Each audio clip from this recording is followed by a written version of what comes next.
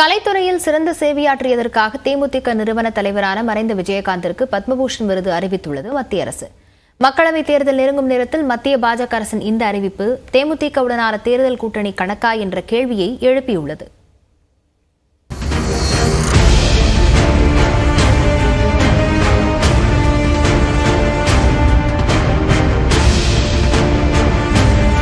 தமிழ் திரையுலகில் 150க்கும் அதிகமான படங்களில் நடித்து தவிர்க்க முடியாத நாயகனாக வலம் வந்தவர் கேப்டன் விஜயகாந்த். ரஜினி, கமல்ஹாசன் பீக்கில் இருந்த காலகட்டத்திலேயே சினிமாவில் கோலோச்சிய அவர் 2005ஆம் ஆண்டு தேமுதிக என்ற அரசியல் கட்சியை ஆரம்பித்தார்.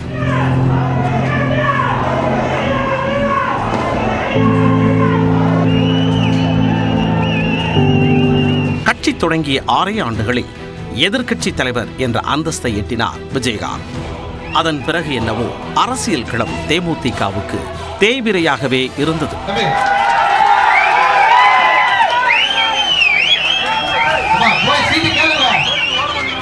இரண்டாயிரத்து 24ஆம் ஆண்டு நாடாளுமன்ற தேர்தலுக்கு தேமுதிக தயாராகி வந்த நிலையில் உடல்நலக் குறைவு காரணமாக விஜயகாந்த் கடந்த டிசம்பர் 28ஆம் தேதி காலமானது அக்கட்சியினரிடையே மீளா துயரத்தை ஏற்படுத்தியது.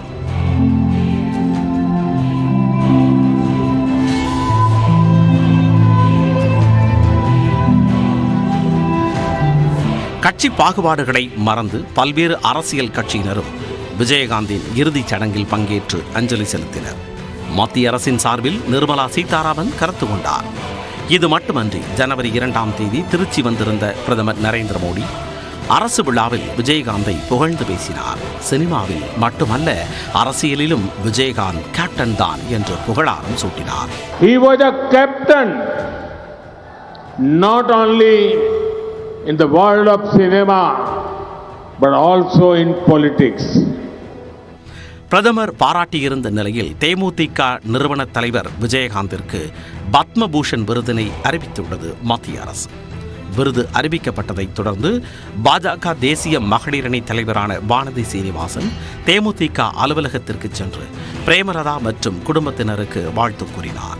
பின்னர் செய்தியாளர்களை சந்தித்த வானதி சீனிவாசன் பொருத்தமான நேரத்தில் பொருத்தமான தலைவருக்கு பத்ம விருது அறிவிக்கப்பட்டுள்ளதாக தெரிவித்தார். அரசு அவருக்கு மறைவிற்கு பின்பான இந்த விருதை பொருத்தமான நேரத்தில் பொருத்தமான நபருக்கு வழங்கி இருப்பதற்கு எங்களுடைய சார்பாக பிரதமர் மோடி அவர்களுக்கு நன்றி தெரிவிக்கிறோம். என்னதான் நாங்கள்லாம் அரசியல் கட்சி தலைவர்களாக இருந்தாலும் இது மரியாதை செலுத்த வந்த இடம். அதனால் கூட்டணி பொறுத்தோ இந்த மாதிரி விஷயங்கள் எல்லாம் கட்சியினுடைய தலைமை பார்த்து கொண்டிருக்கிறது. கேப்டன் விஜயகாந்திற்கான விருது அறிவிப்பை முழு மனதுடன் பிரேமலதா வரவேற்பார் என பலரும் எண்ணிய நேரத்தில் காலம் தாழ்ந்த முடிவு என பழிச்சென்று பதிலளித்தார்.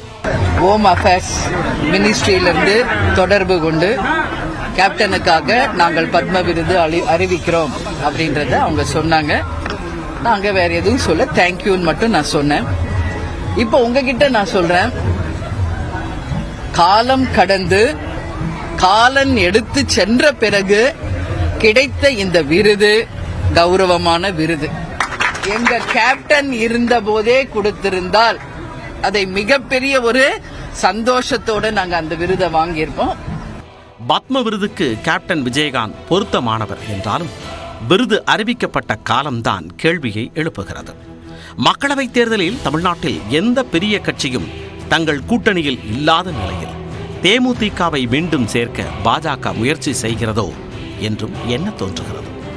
எது எப்படியோ கூட்டணி விவகாரத்தில் பிரேமலதாவின் முடிவு என்ன, பாஜகவின் அரசியல் கணக்கு பலிக்குமா என்பதனை பொறுத்திருந்துதான் பார்க்க வேண்டும்.